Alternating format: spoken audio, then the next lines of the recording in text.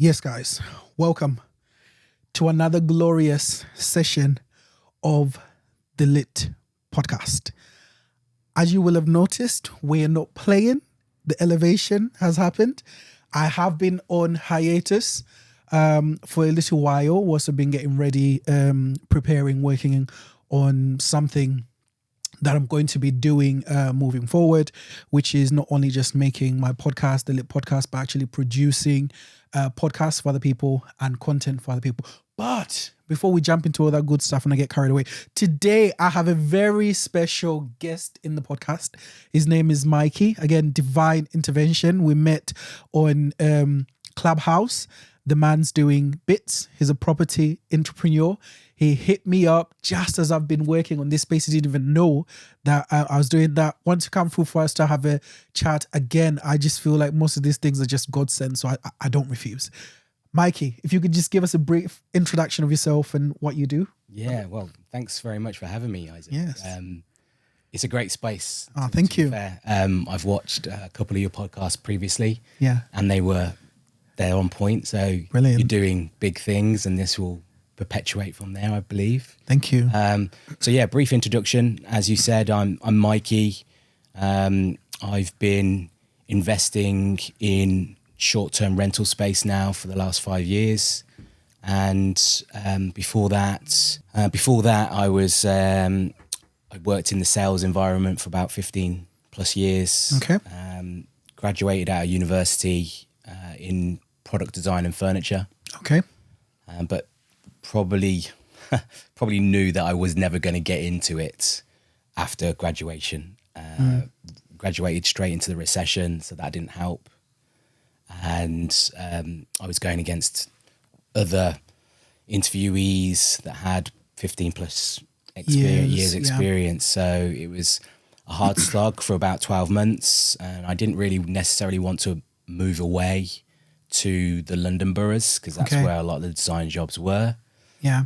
So it was kind of make a choice of what did I want to do, and sales was that thing, primarily because I had experience in brand awareness. I used to work as a sort of brand ambassador for companies like Strongbow, BMW, Volvo, things like that. Brilliant. So in that event space, I did some exciting stuff, but then because of that, you understand that you can, to a certain extent, work, communicate well, have a conversation with people, sort of build up a rapport like that. So I don't think necessarily a lot of people get into the sales space because that's their ambition. It's kind of you fall into it. But yeah, so you're telling us about sales. Yes, I can't think of a person that hasn't done sales, because similar to what you've said, I don't think mine was at the level that you were doing it, but I did sales. I used to sell energy, electricity, that sort of thing. There's one point I did a bit of insurance sales as well. But for myself, I feel like the experience that I had in sales kind of traumatized me a little bit because it was like a stress-based environment. Yeah. Do you get what I mean? So it's like commission, wasn't commission based. No, it wasn't commission only, but it was target dependent. Okay. You either get the targets or you be out the door. So I remember some of the levels of stress in doing it and doing it for somebody else, not for very much money. And from then on, I was like, you know what? Never gonna do sales again. But the funny thing is though, I've gotten older, as I'm now doing my own things and my own businesses, I'm realizing that sales is actually embedded in everything. Everything. That you do. So it doesn't matter whether you say you don't want to do it, you're going to have to do it. What I don't mind doing it when I'm doing it for myself. It doesn't feel as much pressure. Yeah, I think it's when it's your own thing, you have a lot more control. Absolutely. I've been in various aspects of sales, from communication for telecoms and fiber optics, to sort of products that you have to sell, to then sort of recruiting and your commodity as a person. And the determining factor from that is there is always somebody at the other side. Absolutely. Of that. So you are selling to somebody else. Yes. Whether they need that product or not, you have to try in the best way you can to understand what their pain points are and try and bring that solution to whatever product you're trying to provide as that solution. Absolutely. Whether it's people because they have got gaps in their skill base, or if it's products because they need a better, more reliable product. Yep. Yeah, sales comes into everything, and you need to get good at that part. Absolutely. And that's when sort of marketing and all that sort of stuff comes into it. But definitely sales, a lot of people sort of shy away from it. Yeah, try and shy away because it's like, oh, it's the stress and I just don't want the pressure. I want to go to work. I want to be paid. I don't want to deal with any of the kerfuffle. Yeah. But then again, we were having our preliminary or preamble conversation where we said, you know, ultimately these things have to be done eventually. So better for you to do it for yourself. If somebody else has to do it for you, take away the stress, they only give you the pittance, isn't it? Whatever is left. Yeah. However, if you deal with it yourself, the stuff that feels like it's a chore, right? You actually get the bigger piece, of the pie, that sort of thing. Well, like now I have a business and I've been running that for 5 years or more. The goal or the ambition, if you rewind back to when this started out before COVID, 2018, the ambition was that I had the skill set in sales and marketing to be able to understand what people want, provide a product that can fulfill that, but then I would be the person negotiating whatever the night rates are or the monthly stays are. Yeah. And not wanting to, take advantage of people, but also know that the worth of the properties and what we bring to the table as a business. Yeah. What you don't have the control of when you work for somebody else is you don't have that negotiation. You sometimes have to go to the boss to say, can I get a discount on this product? Whereas I don't necessarily need to do that, but I need to know what my bottom line is. Oh, yes. We had this conversation as well. Yeah. So they're the very things important. You learn. And that's the things I sped up in terms of the learning as you work a business for yourself is you realize that what your break-even points are, what your nightly rates are, they might be completely different based on what product or what OTA, online travel agent you're on, so Airbnb or Booking.com. But there'll be a facility of commissions you'll have to pay as well. So it's really understanding the numbers to a point where you can get a fair rate or offer a fair rate, but also make profit in that, because that's what you do in a business, isn't it? You want to make profit and grow that as you go on to whatever reason, if you want to sell the business in the future or if you want to hold it on for legacy. Yeah. No, absolutely. I think I couldn't have put it better myself. I was going to say, you mentioned before you've done product design. Yes. Funny enough, my wife, I think, studied product design at university as well. Yeah. However, what she's doing now is like completely unrelated. And the experience that you told me is what she kind of went through as well, where it's like, you want to go into the craft that you study, but it just doesn't work out that way. They want experience, they want certain things, and it's like, you just don't have it. I think when I started out in education, and I have dyslexia, so for me, very much my creative side of my brain is the one that works the best.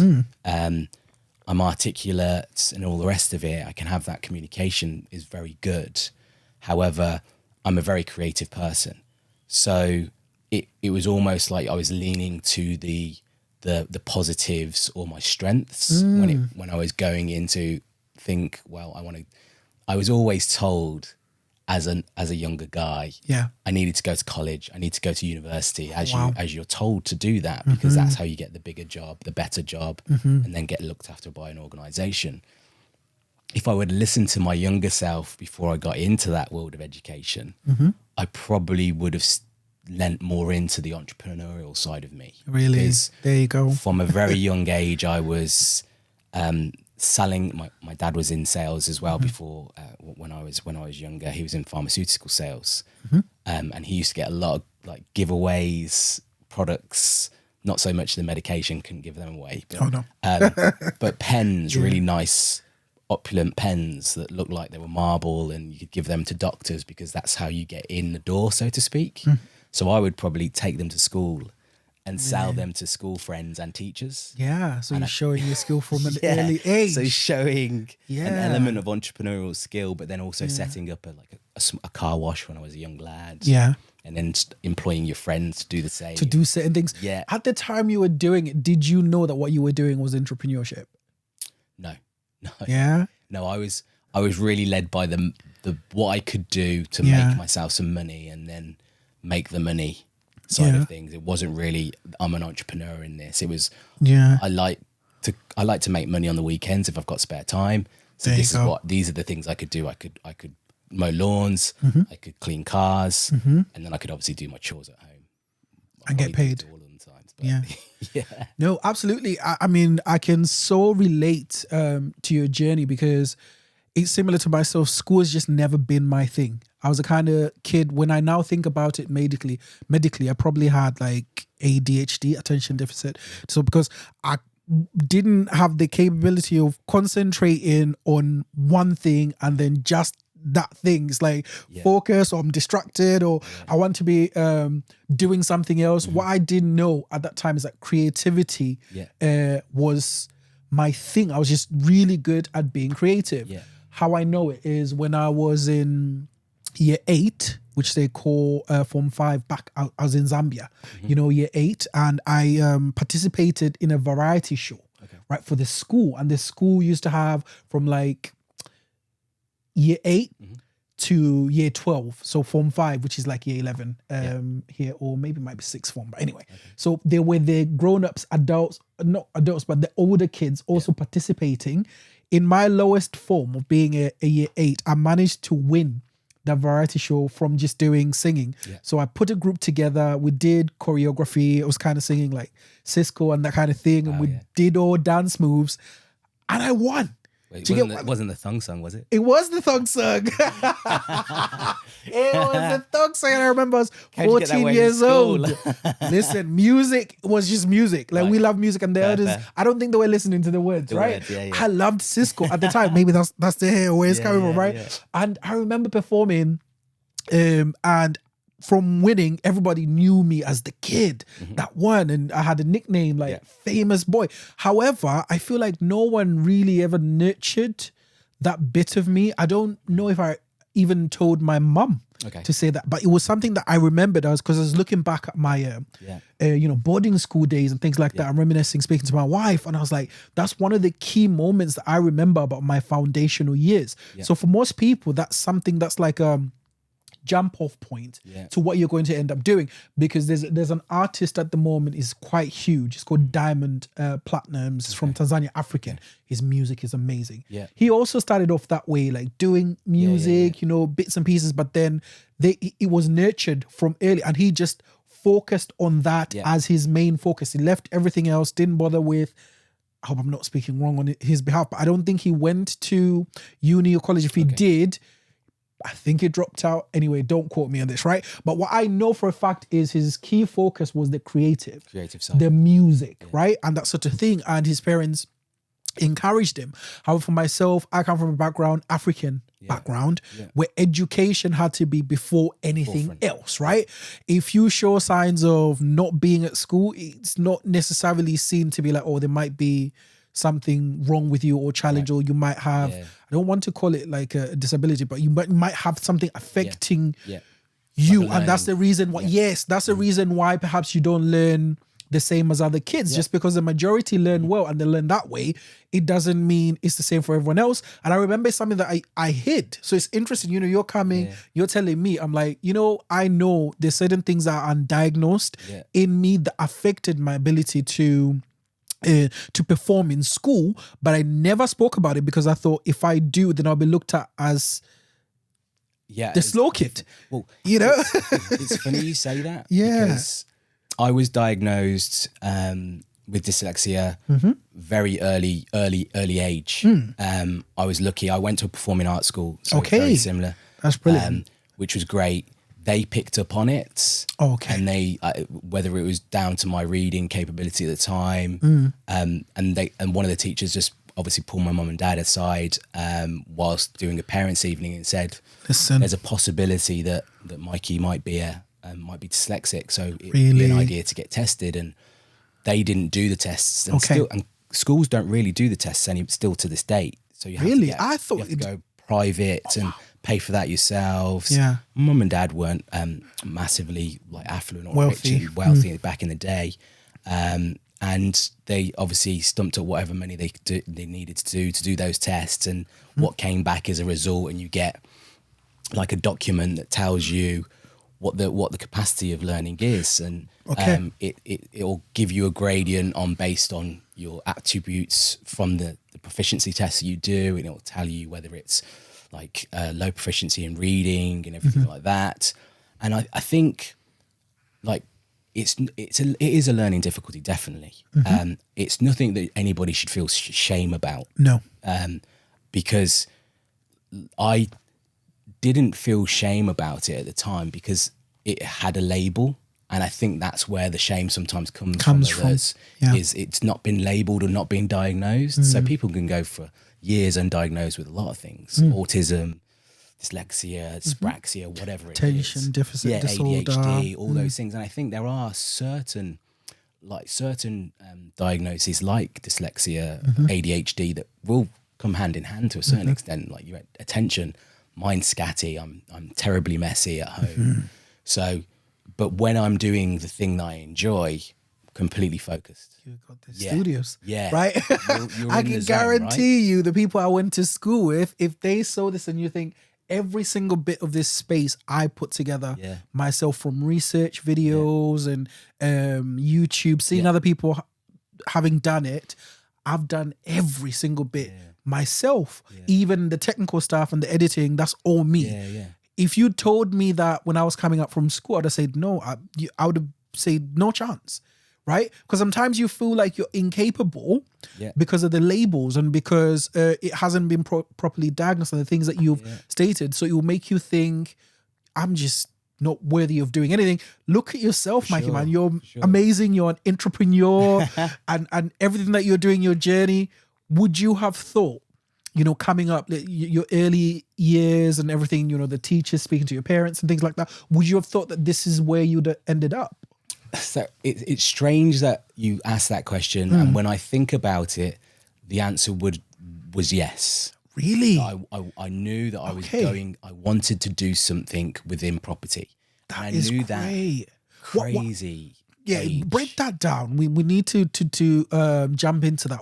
How is all I'm gonna say. So there was a confidence. There was always a confidence when I was growing up. In everything I did, and that was probably perpetuated from my mum. She was my biggest sort of cheerleader, and still is. To what goes on within the business and also outside of the business.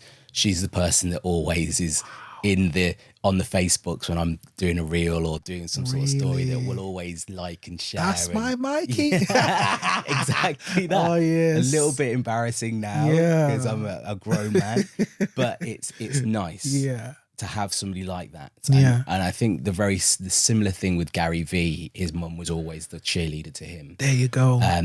Where no matter what you do, there's that person on your shoulder that's saying you can do this no matter what. Yes. And the belief for me in the theatre side of things, so the performing arts, wasn't quite there. I wanted to be a dancer. That was like Michael Jackson tap dancing Fred Astaire. Really? But I didn't really want to be on stage and act because of probably the learning difficulty of dyslexia, that like it's hard to read. I had anxiety. Stuff. Am I going to remember? There's ways that you can do that. Oh yes, but you've got to figure out those processes. And there's a few people, dyslexics, that are massive in the arts that you would think, okay, how do they? Channing Tatum comes to mind, right? Not Jerry Maguire, but what's his name? I've forgotten his name now. Which one's this?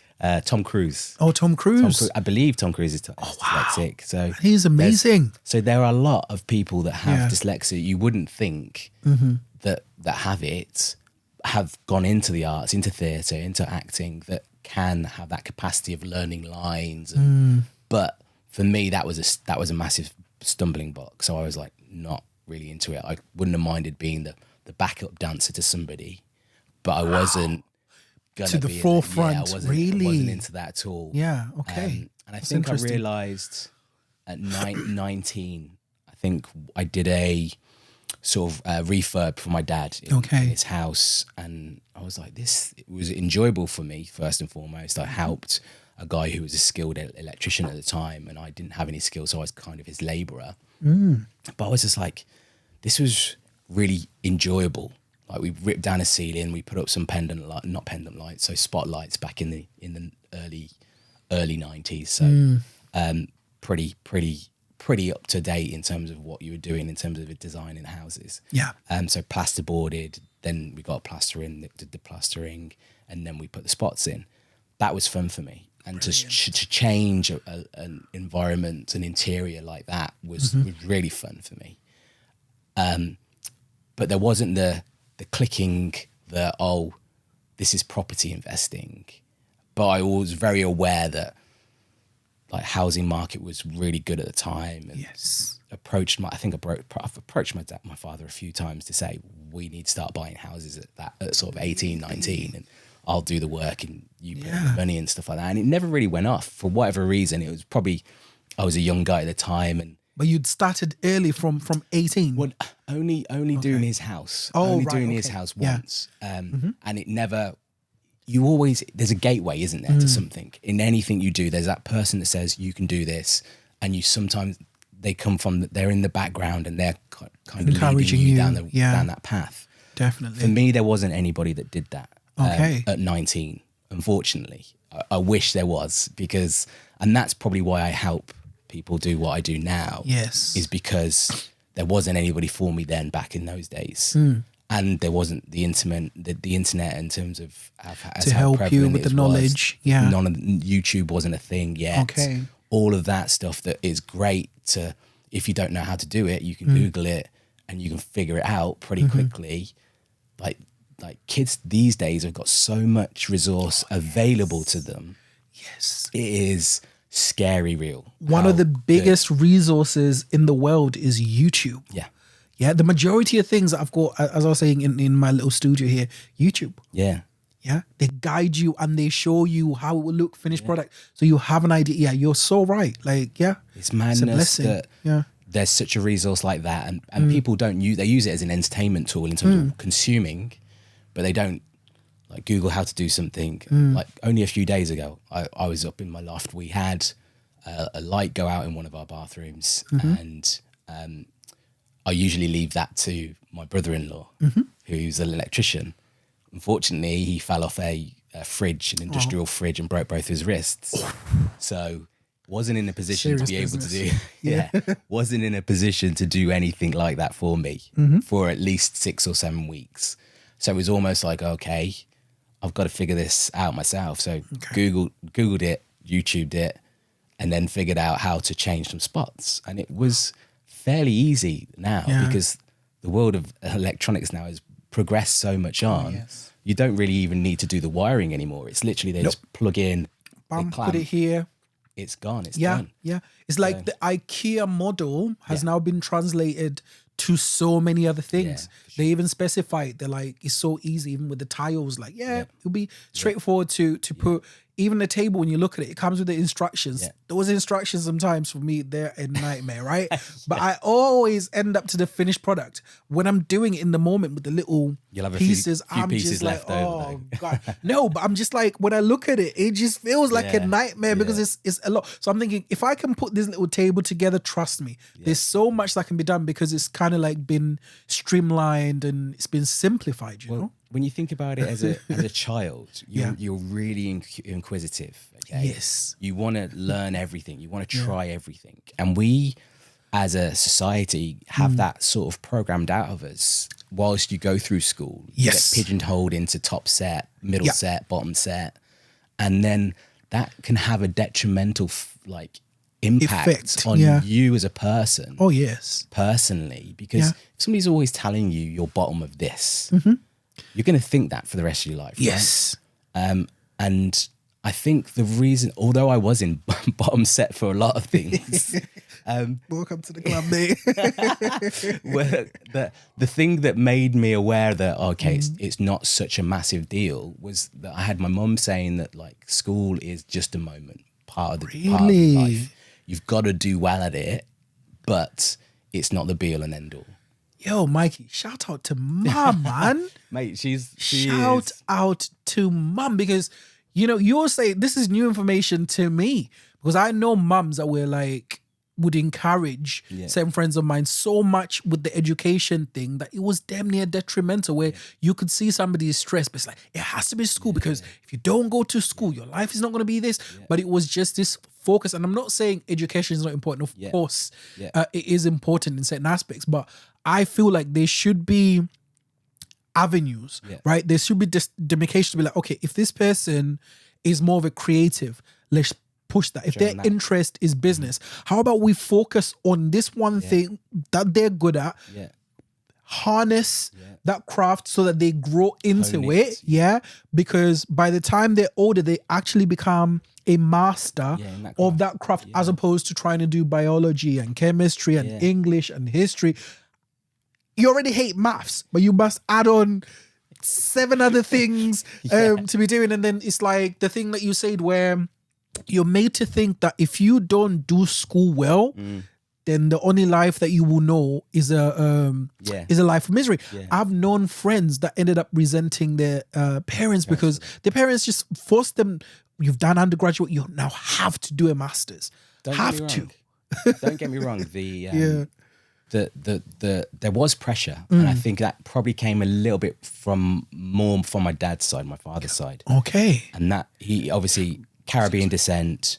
The pressure for education isn't as widely known in an African family, but he obviously had ambitions himself of going to university. Okay, and when he didn't go to university, he kind of fell into the medical industry through being an ODA, which is an anaesthetist. And then from there, progressed out of the NHS and progressed into the big pharma. So worked from some of the largest pharmaceutical companies in the world. Yeah. And because of that, he was very much banging the drum of education, school, university, things like that, to both me and my sister. And he says this now, it was probably the wrong thing to have done, but you don't know what you don't know when you're a bit younger. As a younger parent, you want the best for your children. You do. You don't think you're doing them a disservice. Anything wrong, but you think that you're helping them choose their path. And if you choose a path, it should be based on your strengths, right? Exactly. And I think that's what some parents miss out on, is if they're not strong in this sense, education, what are they strong at? And it's trying to navigate that part of things. Yeah. And for me, it was very much the creative, because my mum was terribly good at art, but she never did anything with that, unfortunately. And I was always banging the drum to say, when I was older, in my teens, you should, she drew this amazing picture of a lion, and it was a lion cub and lioness whilst grazing on a zebra. Oh wow, amazing drawing! Took my breath away. She was good. She drew a kingfisher, and it would be really good, but she just didn't have that confidence. She was more me and my sister than she was ever going to do any of the creative stuff for herself and turn that into something. And I think at the time, it's one of those things you can't. Sometimes mums, as a detriment to them, they put all of their eggs on their children to make them and then flourish, they take away, and they don't focus on themselves, which is unfortunate. But as I said, the push for education was definitely on my father's side. And so that for that reason, I did go down the route of sort of higher education after finishing school, doing a qualification in sixth form. Ended up doing biology. I was pretty good at biology. I actually got there you go. I got pretty standard C's across the board. which was pretty good for me. Pretty good average. Based on the fact that I was in low set for some things. So like a C was impossible. Celebration, right? Yeah. So that was the icing on the cake. But obviously I had to resit the English and maths. But then there was a level of some of my secondary school teachers almost gave up on you. And it was almost like, I'm not going to spend any time with you because I know you're not going to fulfill what we need you to. Yes. So you can just sleep in class. I'll spend my time with somebody else. Yeah. So that was almost like, I understand where you're coming from there, but it's a little unfair. But absolutely, that's when I resat my English and my maths at college. So it didn't really matter to me. Similar story. That's what I had to do because I was in work. College, I just dropped out of college because it got to a point where I was working, making some money. I wasn't really focusing. And that's the thing. If you're not into something, you don't give it the energy it requires because school, any kind of education requires full on attention, notes and, structure. You're going through it, reading, rereading. If you hate reading, good luck. How are you going to... how are you gonna get anything done, right? I was the kind of guy who would try and study on the day of the exam. You're a slow reader, I'm in the exam. Okay, let me go have a look. Can I learn what's taking this exam? Right, but then I noticed it's only when I went to uni and things like that, because I ended up going to uni, believe it or not. It was through when I went back to college, having to do like an access course and that sort of thing. I had to do maths and English as well, redo that because I didn't have any coming from school. I realized just how much it was going to take for me to do it right. And I'm a all in or out type person, as you can probably tell. So yeah, that was different. I was focused, reading books everywhere. When I focused, I ended up doing really well. Coming out of college, it showed me I'm able to go to uni, went to uni, did well at uni, but the difference is that I was now going in with a mindset of, okay, you know what, this is something that I really want to do because I want it to help me get ahead. But even then, it more than likely took a lot more energy from me compared to next people. Like I had to work maybe 5 times compared to the next guy. Yeah, the thing that you spoke about processes, I had to figure out how do I put things into so that they can be embedded in my memory. I learned better watching. So I watched some videos of things or lectures and certain things, learn better that way, not taking, posted notes and revisiting, visit and revisit. And just my own process, which was quite strenuous. It was a lot of effort. You have to figure that effort out. It was a lot of effort. And I don't know if it was the same. And there were other people where all they had to do is go to a lecture, study, next thing I know, they're out all night and they come back and get distinctions. Whereas I'm the guy that has to work overtime to get the C. Right? It was always that perpetual information of the grade A student. Who doesn't have to try as hard. That's the benchmark, isn't it? Jesus, it's like if you're an A and B student, you're doing it right. I was never that. And because of that reason, I kind of sometimes felt a bit shunned because it was like, I wish I was this person rather than who I am right now. Exactly. Because, like who I am right now, I don't envisage getting to that end journey, whatever it is, as a 17-year-old boy. Right. How am I connecting the dots to where I am now? Yes. And I think there was a meandering path. Art was one of the things that was good for me, and sport was another. So from a very young age, I had an aptitude for sport. Rugby was one of them. I used to swim as well, and I used to play basketball. My father was a massive rugby player. He loved rugby. He played rugby all the way until his sort of 40s. So that was his sort of encouragement side of things. The swimming was my mum and my dad both saw that as a skill, a life skill that you need to know as a child to be able to, if you get into trouble, to save your own life to a certain extent.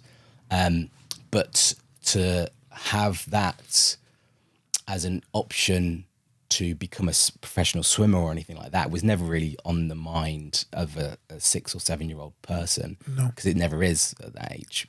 Well, it is now these days. Everyone wants to pick up a football and be Messi or Ronaldo. However, for me, I started playing rugby. I had a very, I was quite a large guy. So at my age, in terms of my physique, I was technically gifted at tackling. So I was pretty good tackler back in the day. Probably still am to a certain extent. However, because of that, I was probably playing a couple of years above my age group. So I was maybe an 8-year-old playing against 10 or 11-year-olds, and then a 10-year-old playing against 13 and 14-year-olds, which physicality-wise isn't going to mix. No. When you get to 13 and 14 and you're 11, there's a massive difference.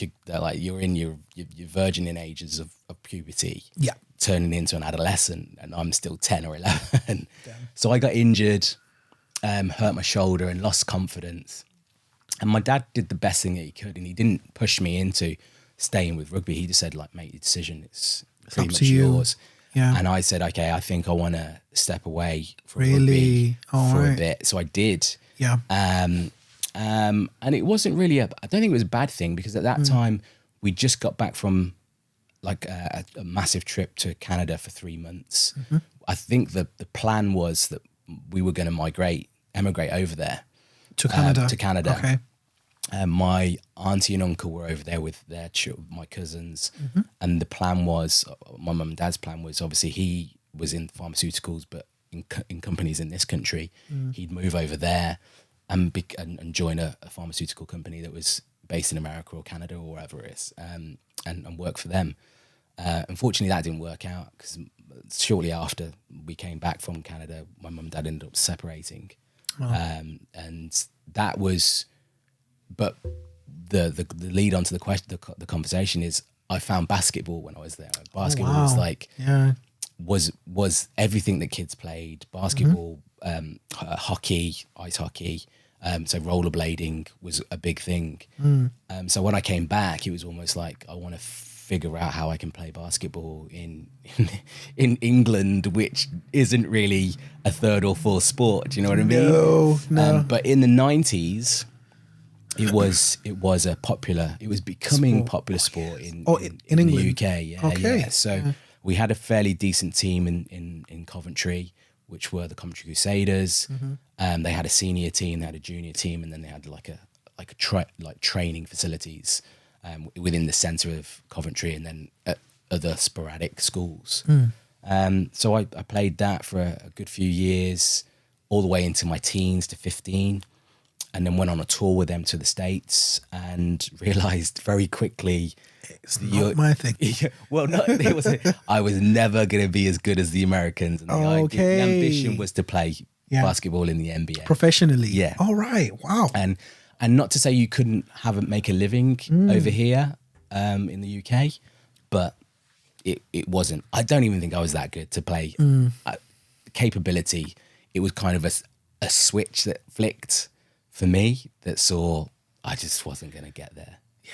So I had the conversation. I remember the conversation with my dad, because I said, I think I'm going to come back to rugby at 15, 16. And he was like, okay, great. Yeah. Good decision. Yeah. So we went back to his junior side. We played there. I played there, trained there.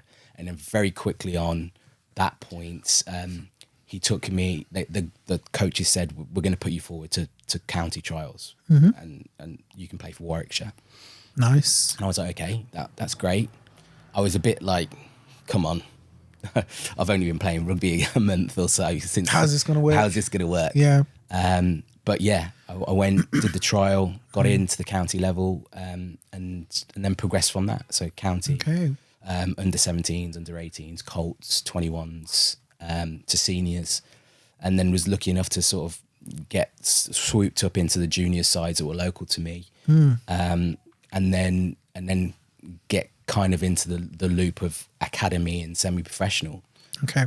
But that was all cut short to a certain extent based on an injury that happened, where who knows where I would have ended up in terms of if it you'd would have continued, gone professional or not. And how old were you when this injury happened? So injury was 25. So I was kind of on that fringe. If it wasn't going to work for me now, it probably was never going to. Yeah. And that was really the plan. Plan A was that. Plan A was play professional sports here somewhere, whether it's basketball, whether it was rugby, whatever it was. But it was the chosen path for me at the time was rugby. Yeah. So it didn't work. So I deferred my university to take the plunge 100% into sports. Okay. So then after that happened, I decided then I was going to go back to university and finish off my last two and a bit years of uni. Unfortunately, that's when I graduated into the recession. So that's when you get the sales job, and it still hadn't really, the good dots hadn't joined up for me in terms of property and where it was going to go from there. Okay. So I took a job out of university about a year or so after uni in sales, working for a health and safety company at the time, I think it was, and I did really well. Okay. That was the confidence builder, but I'd been there about 2.5 years. A few people had moved on from the company, and then it was almost like, what am I going to do? Am I going to stay here for another 2, maybe like 5-6 years, whatever, for future? And I just couldn't see the next step. From there. Yeah, become a manager there or anything like that. So is that a life that I actually want to live? So I just took the plunge and put my CV out to a recruiter, I think it was, I was headhunted in some way. They call it that, but it's just a nice way of saying that they've seen your CV on a job board, and they think you've got capability for this job. Yeah. So I went for the interview. It was a large American Fortune 500 business, and they were looking for a new division to be created, and I was going to be one of the 4 salespeople they were going to bring into their team. So I can remember going down to London to do the interview, get interviewed by one of the sales director, and then his sort of right hand person. And that was really interesting. It was like the precursor to the job, big job, the nice car, the laptop, the high profile sort of suits, all that sort of stuff. So what was the job that you were you were going for? It was fiber optic cable I was been selling at the time. So company called Corning Cable Systems, and we were selling fiber optics to they were very, very prevalent in the financial markets in the UK. So everything within sort of anything banking, hedge funds, their systems were used because their fiber optic cable was one that was premium to a certain extent, but also it had an element that it could bend around corners and not lose any signal. Oh, okay. So that was why it was really good in sort of securities market and financial sectors, because when you're dealing with a lot of data going through Ethernet cable and fiber optic cables, the ones that don't lose data or lose signal are going to be the better ones. Absolutely. Yeah. So, and I know you mentioned you got headhunted. How did they come across yourself? So I think I'd put myself onto a job board or some way. It came across me. I can't remember really now. It was, but I remember getting a call when I was at work, and they were like, "Well, we're interested in you to come to this, to have an interview with us. Could you just talk us through your job, what you're doing at the moment, some of your attributes you've had with previous companies, like the sort of brand awareness stuff was interesting to them." And I think the element of playing sports, like at county level, is a good pull for people, because they know you can work within teams, work under pressure, focused. Exactly. Yeah. So that was interesting. So I did the interview, aced it, but wasn't 100% certain. I can remember getting on the phone and speaking to my now wife, then the girlfriend, and saying, can't really gauge it. I had really good time, got on with the interview. Yeah. Like the manager, I like him. He was nice. His right hand woman was really nice as well. Yeah. But it was very much. No. Yeah. It was poker face from them. Yeah. But remember, literally when I was on the phone, getting another call, and I'm just saying, I've got to call you back. I'm getting a call from the recruiter, and them saying, need to hear what they're gonna say. Yeah. This is what we want. We want to offer you the job. we're not going to offer you this salary. We're going to offer you a bit more to get you on board. And I was like, okay. And I was like, okay. Can I offer you more money? Yeah. So they That's offered me brilliant. more than whatever that was on the table at the time, plus a car, plus a laptop, plus at the time it was a mobile phone, but it was an Apple phone because Corning Cable Systems were the first glass developers of the Gorilla Glass. So it's the glass that didn't scratch. That didn't scratch. Yeah. So that was another division of them as an organisation. So you got an iPhone phone, and then I got to choose the car that I wanted. I think it was an Alfa Romeo I ended up going for in the first company. That was great. Yeah. But fast forward 10 months within that business, and I didn't know that we weren't performing. Obviously, I knew as a company. Yeah, we were performing to a point, not as a company, but as a division. However, there was a couple of people that were very inexperienced in terms of not done any work, come straight from uni, and then this is what they get dropped into. And it wasn't their fault either. And I don't think. I just think it was when it was sold to me as a company. This was a brand new product getting sold into a new environment.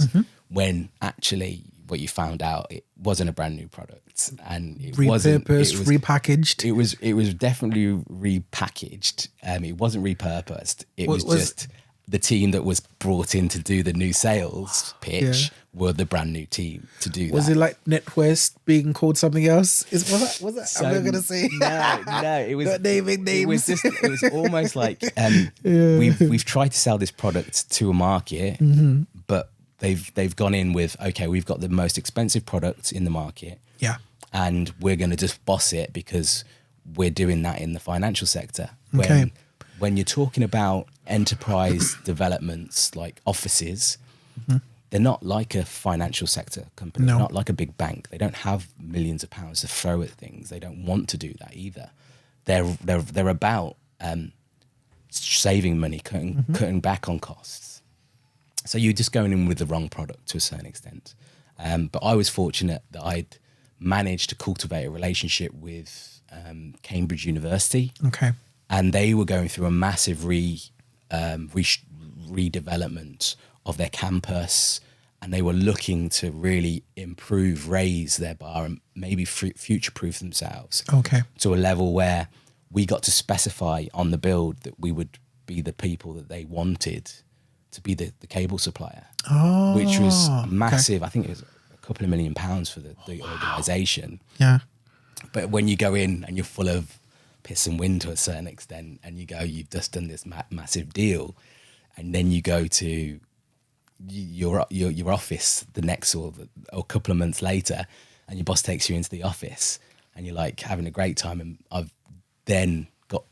think I proposed to my girlfriend at the time, so everything life was good. Oh yeah, I can imagine. So I went into this office completely unaware, caught off guard, and my manager said to me, "Fortunately, we're going to make you redundant." No way. And you're like, what?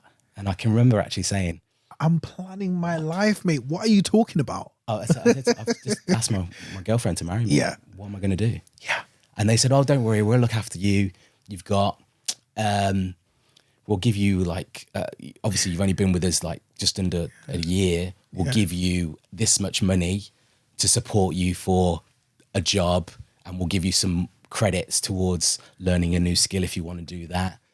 Was it a good chunk that we're talking about, or was it nonsense? It's probably $2,000 if that. It was probably like whatever your salary was worth. That's barely going to cover you through a month's worth of bills. It's like keeping you quiet for a month, and then off you go. We've wash your hands and see you later. Do you know what though, Mikey? Those moments, I personally love them. I used to loathe them when I was young. I hated them because it's like it catches you off guard. You're feeling terrible. You're feeling depressed.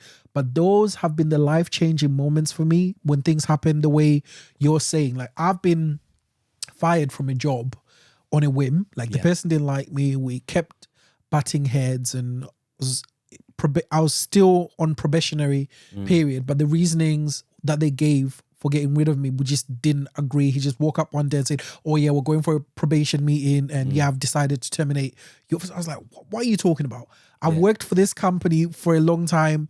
this kind of thing has never happened to me before. I know the recruiters. I know the people all the way up to the owner of the organization. So it felt very personal because how I know it was when I went back and I explained to one of the higher ups, they just reassigned me in the same company to a different role. But the fact that the guy did that, I was so something like that had never happened to me before.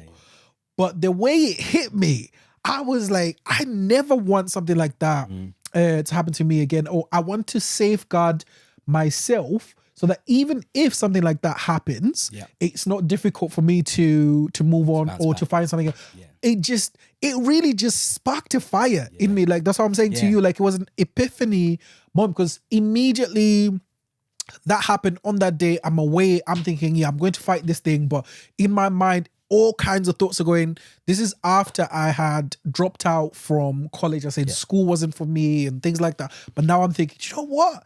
School might have to be for me, because I want to go to university. I knew I always wanted to be in business. I studied business and management, at university. So I knew that's something that I wanted to build on. So I was thinking, let me go acquire the knowledge so I can get into business. So right away went to Sheffield College, it was called at the time, to go find out what it would require for me to do an access course in order for me to go to university. Luckily, I found out I had a few qualifications which would help me get into one of the higher classes. I would only need to do for a year, an access course for a year before going to uni. The teacher was even saying it was going to be difficult because we had to do like 7 modules. Right. On top of that, I had to do like literacy, numeracy, so English and maths. I'm thinking at the beginning of it, I didn't know how that whole thing was going to work out, come together. But what happened to me lit such a fire under me that I was going there with like, I don't even know what to call it, like a chip on my shoulder or a vengeance or something. I'm like, I am going to make this work. If this is the way for me to get into university, then this is what I'm going to do. I remember being on that course about a quarter way through, over half the people dropped out of it. That's how difficult it was. By the time we're finishing of it, a class that started with 50 people finished with about 15 of us. It was not easy. It was one of the most challenging periods. But all I could remember is, this guy sacked me on a whim. How dare he? Just in your back of your mind the whole time. And then it just sparked a whole chain of events where it allowed me to be able to see, for starters, I was capable of doing it, right? Not only that, I was capable of doing it at a really high level because I did really well at college. I ended up getting, I think it was a merit. I don't think it was a distinction. I never thought in my life I got some of the highest marks in that class, and that was a really difficult. But it's crazy, right? When you see when you do things that you are actually in sync with, and you've got a passion for, the capabilities find a way to make it work.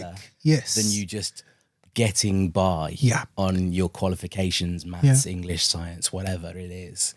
Whereas I did the same.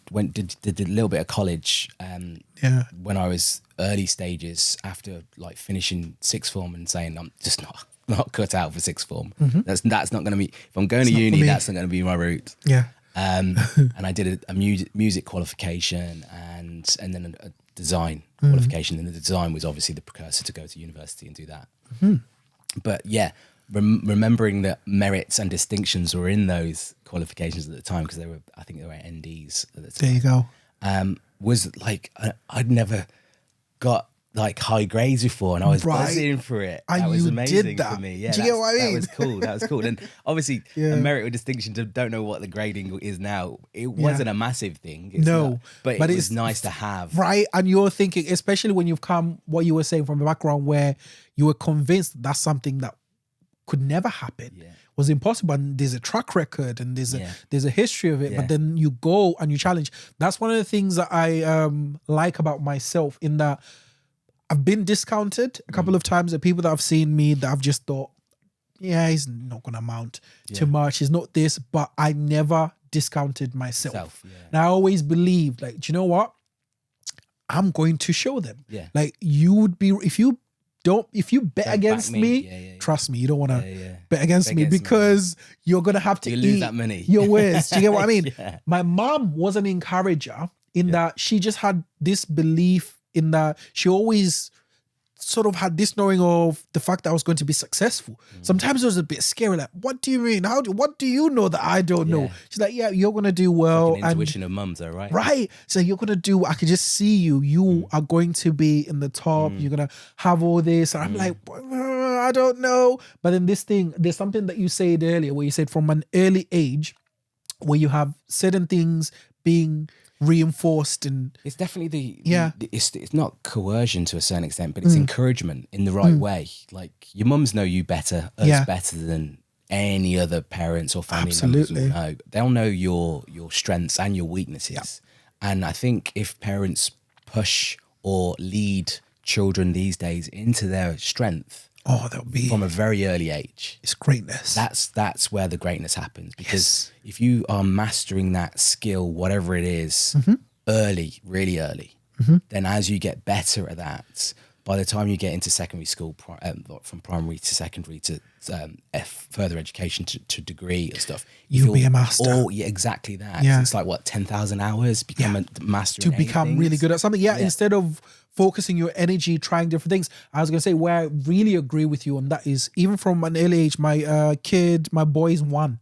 And I can already see certain traits in him, the things he does, how he responds. He's very cognitive. Yeah. He's very aware. Yeah. He's a charmer. He will laugh. He will look at you and melt Play to your the crowd, heart. right, yeah. They just certain things in him that just make me feel something. Like it Right, does something good. to me because I'm like, I'm noticing. So that, you know, with what you're saying, like there'll be certain traits that I will know even as he gets older, similar to my daughter, where I know the bits of them I can nurture that will grow. I can already see my daughter's 4, my son's 1. I can tell you now, I can already see it. So for somebody to say, oh no, well, we didn't know somebody's 8 years old and you don't know their strengths, I just can't believe that to be true. I understand what you're saying there, because my son's 9 and he is a performer. There you go. Out and out.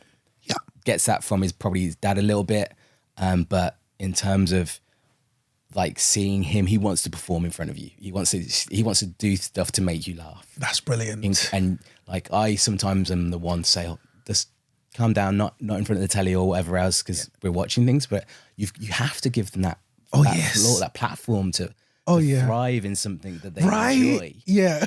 Because if you don't allow them to thrive there, when it comes to going on performance and doing shows at school, they won't want to do it because they've not. You've been suppressing that. Yeah. Do you know, there's a point I don't want to miss. You have to almost be careful not to bend that line, because the thing about, the dancing, I get it, but it's in front of the telly or it's in front of the people. It's in me as well sometimes. I'm like, but then I need to be careful to just sometimes allow it to happen, because what you don't want to do. Or you get up and do it with them. Yeah. It's finding that balance between finding a way to, I think it's like a controlled, what do they call it? A controlled. It's just like, it's like an encouragement to a point where the performance happens and they enjoy it, you enjoy it, they've had a great time and they've learned from that. Yeah. And that sparks like in the neuroscience side. Absolutely. It sparks the reward, risk reward scenario, and says, I'm good at this. I've learned that I can make mum and dad laugh like that. Yeah. But then when it comes to actually going into the world, it's not about making people laugh. It's about entertaining. Yes. But you've got to get good at entertaining. Exactly. You don't, as a stand-up comic, you don't just get onto the stage and start making people laugh. You've got to be terrible at it first. Oh, yes. Extremely terrible. Yeah. Because I was saying, even people like Kevin Hart and Chris Rock, they work their material in smaller small crowds, clubs where they see open mics. Yes, they look so. It's like even being able to read the room and read people, because they'll try out material, try the jokes, see how those respond. Then that's how they create an entire material to go hour. through, They say it takes them about 6 to 8 months just to create an hour. Really? Of material. Might be longer, So people would think, oh, I can be a comedian. I can stand there for an hour and just chat. No. These people, it's a craft. Yeah, you know, we've been talking a lot about mastering, right? That's what Kevin Hart, people just look at Kevin Hart and they think, funny. he's just, no, Kevin Hart is a master. Yeah. Dave Chappelle is a master. These people live, breathe their crafts. Do you get what I mean? So hence why, like, re-emphasizing this point that's been a running theme in this conversation, mastering. Yeah. Mastering is so important.